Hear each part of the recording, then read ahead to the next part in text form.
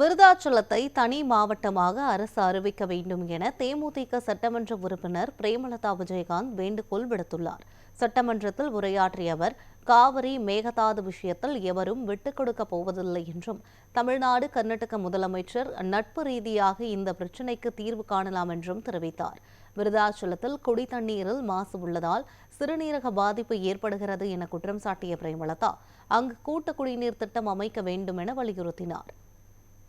உறுதியாக காவேரியிலும் சரி மேகதாதுலும் தமிழ்நாடு சட்டமன்ற உறுப்பினர் மட்டும் இல்ல, யாரும் அதற்காக விட்டு கொடுக்க போவதில்லை என்பது உறுதி. இன்னைக்கு நம்ம முதல்வர் அவரும் புதிதாக முதல்வராக இருக்கிறார். கர்நாடகா முதல்வரும் முதல் முறை முதல்வராக வந்திருக்கிறார். கேரள முதல்வரும் முதல் முறை முதல்வராக வந்திருக்கிறார்கள். சோ 3 முதலமைச்சர்களும் ஒன்று நட்பு ரீதியாக பேசி இந்த பிரச்சனைக்கு தீர்வு காணலாம். அப்படி இல்லை என்றால் அவங்க சொல்றது கேட்கலன்னா பக்காவா நம்ம சட்ட ரீதியாக ரொம்ப பழமையான ஒரு விஷயத்தை அன்னைக்கு நான் சொன்ன மாதிரி பேசிக்கிட்டே தான் இருக்கிறோம்.